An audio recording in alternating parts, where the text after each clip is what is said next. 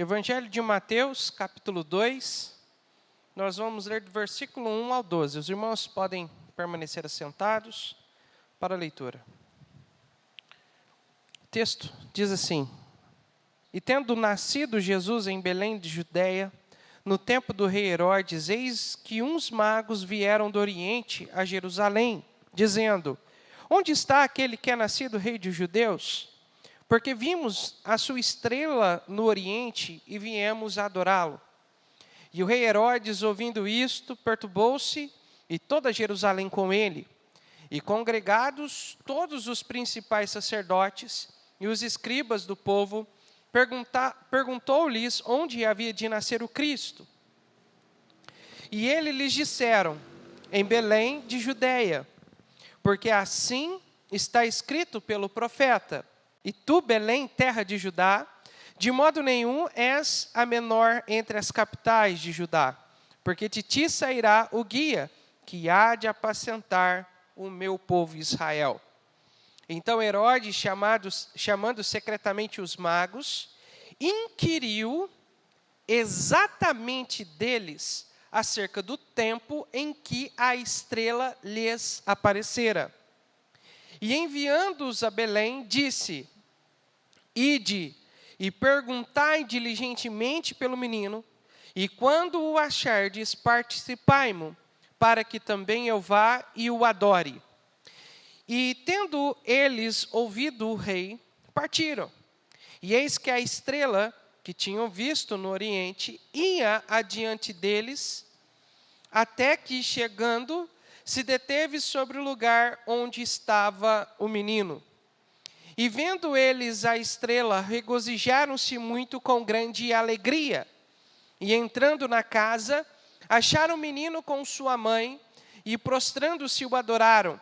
E abrindo seus tesouros, ofertaram-lhe dádivas, ouro, incenso e mirra. E sendo por divina revelação avisados num sonho, para que não voltasse para junto de Herodes, partiram para a sua terra por outro caminho. Eu quero destacar o versículo 11, que diz assim: E entrando na casa, acharam o menino com Maria, sua mãe, e prostrando-se, o adoraram. E abrindo os seus tesouros, ofertaram-lhe dádivas, ouro, incenso e mirra. O título da mensagem nesta noite é Um Grande Presente. Um grande presente. Oremos. Pai, obrigado pela leitura da sua palavra.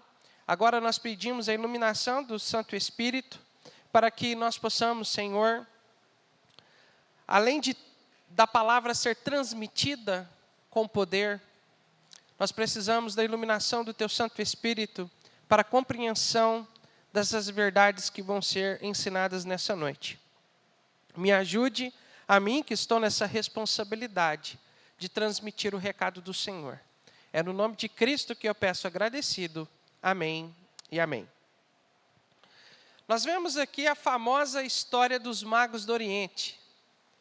Esses magos, eles vêm do Oriente, nós não sabemos exatamente de onde esses magos vêm, e eles, seguindo a estrela, chegam em Jerusalém e vão até o palácio de Herodes perguntar aonde nasceu o rei dos judeus. Ele estranha a pergunta, porque até então Herodes é o rei dos judeus. Como assim tem concorrência aparecendo no pedaço? E então ele chama os sacerdotes, chama os escribas e pergunta para eles: olha, aonde a Bíblia diz que o menino, o rei dos judeus, há de nascer? E então eles citaram Miqueias 5:2, que diz que Jesus haveria de nascer em Belém. Nós podemos ver aí no versículo 6. E então Herodes pergunta para ele, fica inquirindo, questionando eles exatamente desde quando eles estão vendo essa estrela, desde quando essa estrela surgiu do céu, e desde quanto tempo eles estão caminhando em direção a Jerusalém. Eles respondem e seguem viagem, mas Herodes dá um recado, fala assim: olha, quando vocês chegarem lá e adorarem ele, volta aqui e me fala aonde ele está. E então eles vão, eles aceitam, não, beleza, tudo bem. eles foram e eles conseguiram encontrar Jesus. Encontraram Jesus com sua mãe, e o texto diz que eles adoraram o menino. Eles louvaram ao Senhor pela vida daquele menino, adorando ele e ofertando 3 presentes para Jesus. No versículo 11 diz: ouro, incenso e mirra. Hoje à noite, pela graça de Deus, eu quero destacar esses 3 presentes que os magos do Oriente trouxeram para o menino Jesus. Esses presentes são específicos. Eles não deram esses presentes aleatoriamente, porque eles eram homens ricos e simplesmente ofertaram aquilo que tinha de melhor. Não. Há um porquê em cada um desses presentes. E hoje à noite eu quero mostrar para os amados irmãos o que cada um desses presentes simbolizam. O primeiro presente que Jesus recebe aí, qual que é, irmãos? Ouro. Ouro, irmãos, é o metal mais precioso que nós temos. Era assim naquela época e é assim hoje. Né? De acordo com Silvio Santos, né? Ouro vale mais do que dinheiro. Isso é uma verdade. Porque o nosso sistema monetário, ele sempre está sendo sempre inconstante. Mas o ouro a gente vê que sempre está valorizando. Se você comprar ouro hoje, daqui 5 anos, quando você for vender, com certeza ele vai estar valendo muito mais do que você pagou hoje. Como ele vale muito mais hoje do que valeu há 5 anos atrás. Né? Então, o metal mais precioso que nós temos. Ouro representa riqueza, poder e majestade.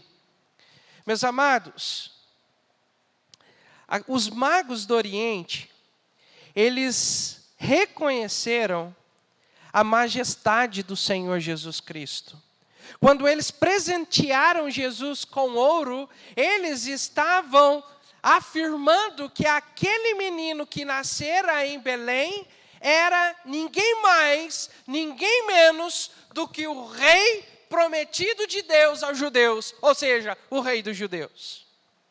Eles reconheceram que aquele menino era o prometido de Deus, que iria se assentar no trono de Davi e reinar eternamente sobre Israel e sobre todas as nações. Mas embora Jesus ainda não esteja reinando sobre Israel e sobre as nações, hoje Jesus ele reina no coração do salvo em Cristo Jesus. Se ele não está reinando no seu coração, você precisa deixar Jesus Cristo reinar em sua vida, para que você venha desfrutar das bênçãos de Deus sobre você. E isso só vai acontecer quando Jesus reinar no seu coração. Reinar no seu lar, reinar na sua família. Você vai desfrutar da paz e da alegria que só Jesus pode trazer a você. Outro presente que Jesus recebeu foi o incenso. Ouro e incenso. O incenso, irmãos, é um composto de materiais aromáticos que, quando queimados, liberam fumaça perfumada. O incenso está intimamente ligado, Jonas, à adoração. Lá no tabernáculo, primeiramente, e posteriormente no templo em Jerusalém, Deus havia determinado que os sacerdotes tinham que fazer uma espécie específica de incenso e que não poderia ser replicado por mais ninguém para ser queimado no templo. Então o incenso estava intrinsecamente ligado à adoração. E quando aqueles magos do Oriente vão até Jesus e eles presenteiam Jesus com incenso, meus amados e muito queridos irmãos, eles estão reconhecendo a divindade daquele menino. Os magos do Oriente estavam reconhecendo que aquele menino, além de rei, também era Emanuel. E o que significa Emanuel?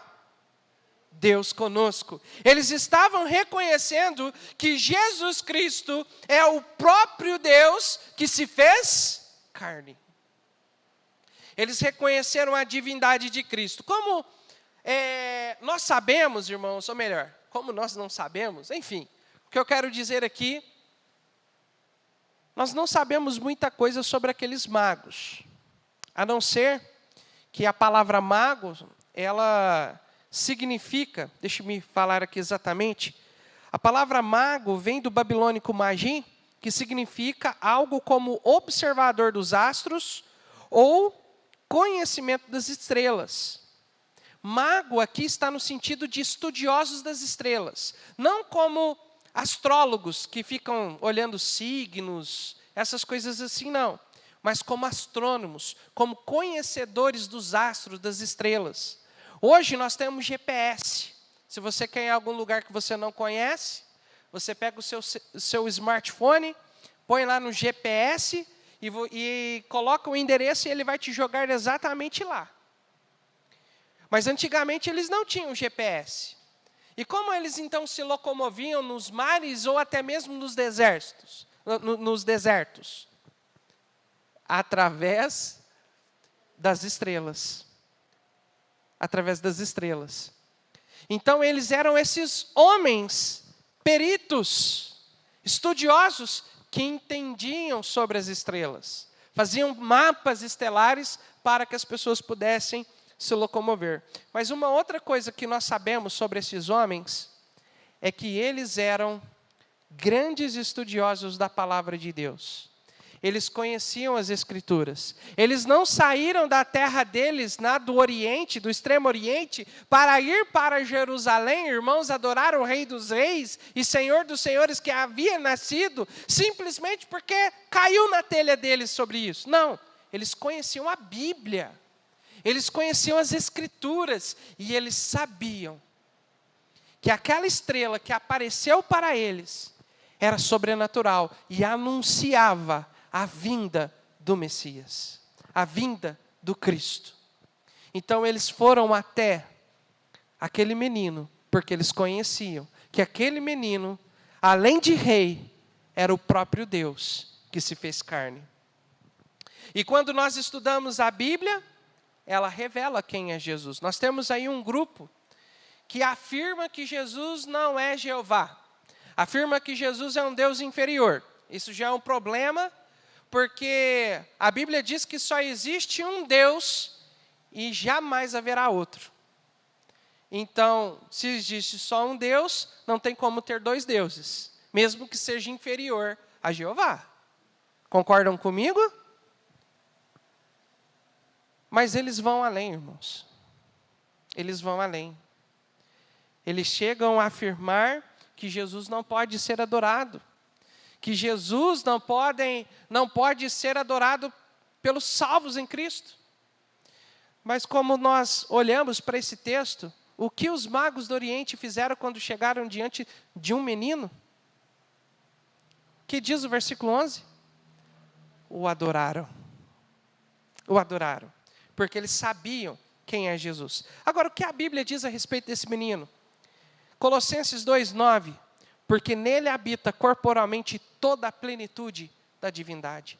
Jesus, ele era 100% homem, mas ele era 100% Deus.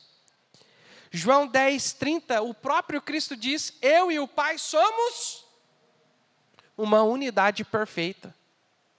Jesus não é inferior, ele não é diferente, mas ele e o Pai é a mesma pessoa. 1 João 5:20 diz: e sabemos que já o Filho de Deus é vindo e nos deu entendimento para que conheçamos o verdadeiro. E no que é verdadeiro estamos, isto é, em seu Filho Jesus Cristo. Este é o verdadeiro Deus e a vida eterna. O próprio apóstolo João chama Jesus de Deus. Ele é Deus, ele é Jeová, ele é o Senhor, Adonai. João 1,3 diz: todas as coisas foram feitas por Ele, e sem Ele nada do que foi feito se fez. Ele é o Criador. O mesmo Deus que criou todas as coisas, encarnou ali em Mateus. E por último, a confissão de Tomé, em João 20, 28. E Tomé respondeu e disse: Senhor meu e Deus meu. Meus amados, ali, há 2000 anos atrás, nós temos a maior de todas as revelações. O próprio Deus veio ao mundo. Nós temos vários tipos de revelação, mas certamente o primeiro Natal, o dia do nascimento de Cristo, foi a maior de todas as revelações, porque naquele dia o próprio Deus se revelou aos homens, aos seres humanos. O próprio Deus desceu do seu trono de glória no céu e Ele veio a esta terra, numa forma simples, humilde, se humilhando em forma de homem, desapegado a tudo e qualquer riquezas materiais.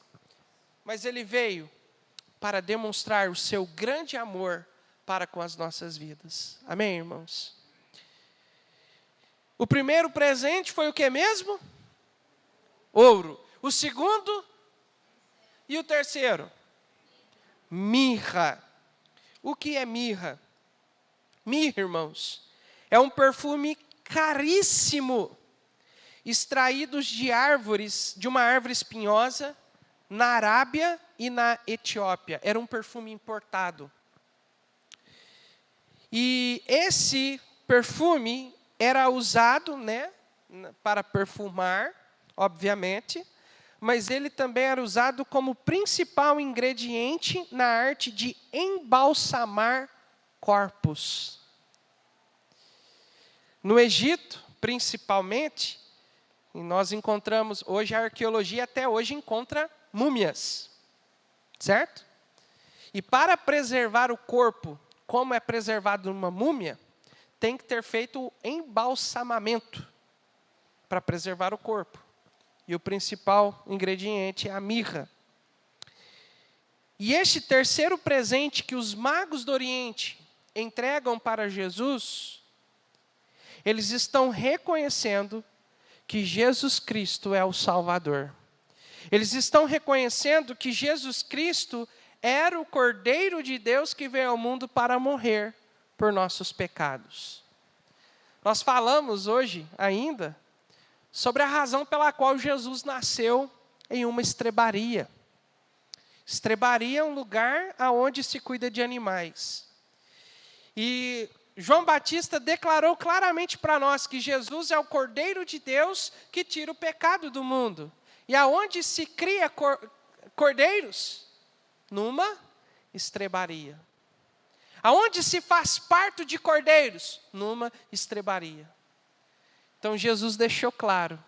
Deus deixou claro para toda a humanidade que Jesus Cristo é o Cordeiro de Deus que tira o pecado do mundo. Mas por que cordeiro? A gente sabe que Deus ele criou todas as coisas perfeitas e criou o ser humano perfeito. Mas o pecado entrou e corrompeu a natureza que Deus criara, a criação perfeita de Deus, principalmente o ser humano. Nós somos pecadores, estamos corrompidos pelo pecado. E quando Adão e Eva caiu em pecado, Deus fez o quê? Qual foi a primeira coisa que Deus fez para Adão e Eva? Alguém lembra? Roupas. Por que roupas? Quando quando Adão e Eva pecaram, eles perceberam a sua nudez. Eles perceberam que estavam nus. E a nudez foi o mecanismo que Deus estabeleceu para que eles pudessem perceber a realidade do seu pecado. Eles perceberam a sua nudez e tentaram cobrir a sua nudez com folhas de figueira. Mas então Deus providencialmente sacrificou animais para suprir roupas de peles para eles. Deus estava fazendo ali um sacrifício propiciatório, um sacrifício para cobrir a nudez, mas ao mesmo tempo cobrir o pecado de Adão e Eva. Deus ali estava fazendo um sacrifício para mostrar o evangelho para Adão e Eva, que para que eles pudessem viver, um inocente precisaria morrer. E então, todo o Antigo Testamento, nós vemos o povo indo a Deus adorar através de sacrifícios de animais inocentes. O Evangelho. E Jesus Cristo, ele é esse cordeiro que é sacrificado. Quando Israel foi liberto da escravidão do Egito, e a Páscoa foi estabelecida, né? Hoje nós vemos uma Páscoa sendo comemorada através de coelhinho, né? Mas, na verdade, a verdadeira Páscoa, ela é comemorada com um cordeiro. O cordeiro, ele foi sacrificado para o sangue do cordeiro ser espargidos nos portais das portas daqueles que creram na palavra de Deus e entenderam que o anjo da morte ia passar. E quando eles passaram ali, o anjo da morte passou e todos aqueles que estavam marcados com o sangue do cordeiro, todas as casas que estavam marcadas com o sangue do cordeiro, não provaram a morte, foram salvos da morte. E Jesus é aquele cordeiro pascual, que nos salva da morte eterna, da condenação eterna que o pecado trouxe sobre nossas vidas. E aqueles magos, quando ofertaram mirra, entenderam que aquele menino era o Cordeiro de Deus, que haveria de ser sacrificado em nosso favor. Nós vemos aqui, irmãos, 3 presentes que Jesus ganhou naquela noite: ouro, incenso e mirra. Ouro, que aponta para a majestade de Cristo como Rei dos Reis. Incenso, que aponta para a divindade do Senhor Jesus. E a mirra, que aponta para a qualidade de Salvador de Cristo, de Cordeiro de Deus, que haveria de ser sacrificado. Aqueles presentes apontavam para grandes qualidades do Senhor Jesus Cristo. Mas o Natal, irmãos, todo Natal nós nos reunimos, né, seja como igreja ou com a família, e sempre a gente quer trocar presente. Tem essa tradição, não tem? Compra presente para a família, ou você já participa de amigo invisível, ou amigo da onça, e todo mundo acaba ganhando presente, né? Pobre faz amigo invisível. Os ricos compram presente para todo mundo, né? Nós não temos condição de comprar presente para todo mundo, então nós fazemos amigo invisível. Amém? Né? É assim que funciona. E é bonito isso. Essa tradição natalina é bonito. E ela representa o Natal. Troca de presente representa muito bem o Natal, meus amados irmãos. Porque o Natal é o maior presente que nós recebemos. Porque Jesus é o maior presente de todos. Nós comemoramos o Natal, relembrando que, para morrer, nasceu Cristo. Mas quem ganha o maior de todos os presentes somos nós. Porque Jesus sendo Deus, Jesus sendo Rei, sendo Senhor, Ele decidiu vir a primeira vez como Cordeiro, para providenciar salvação para nós. E quando Jesus Cristo lá naquela cruz, Ele morre, Ele sofre a agonia da morte, Ele é sacrificado, Ele é morto naquela cruz, mas sepultado e ressuscita. Irmãos, Jesus providencia para nós o maior de todos os presentes, que é a salvação em Cristo Jesus. A salvação não é um mérito, algo que você vai merecer, porque ninguém pode merecer. Ninguém pode ser bom o suficiente para merecer a salvação. Mas ela é um presente que Deus nos dá através de Jesus Cristo. E por isso, irmãos, toda a honra e toda a glória é dada a Ele. É dada a Ele. Então, o Natal para nós que já somos salvos, ou melhor, o Natal para quem não é salvo, mostra Jesus Cristo, o Cordeiro de Deus que veio para salvar. E para nós que somos salvos, o Natal aponta para o nosso Salvador que nos salvou e também para o nosso Rei que reina em nossos corações. O Natal é uma data muito especial. Nós vemos aqui em Mateus que Jesus ganhou 3 presentes daqueles magos. Mas verdadeiramente nós somos os grandes presenteados, porque Jesus Cristo é o nosso maior presente. João 3,16, porque Deus amou o mundo de tal maneira que deu. Jesus é o presente de Deus para nós. E nós, como salvos em Cristo, precisamos viver para Jesus. As pessoas, quando olharem para as nossas vidas, precisam ver Jesus. Porque só Jesus é a esperança para a humanidade. Que nós, como salvos em Cristo, além de viver para Jesus, nós possamos levar essa mensagem de esperança ao mundo. O mundo não conhece isso que nós estamos falando, irmãos. O mundo não sabe disso que nós estamos falando. Eles estão comemorando Papai Noel. O mundo está lá colocando músicas perversas que promovem a imoralidade, estão enchendo a cara de álcool, estão enchendo a cara de drogas e achando que estão comemorando o Natal. Eles estão enganados. Natal não é isso. O Natal é o que nós fazemos, relembrando de Jesus, do que Ele fez. Porque o Natal aponta para quem? Para Jesus. E assim como o Natal, cada um de nós possamos ser instrumentos nas mãos de Deus para levar Jesus a essas pessoas que mais precisam.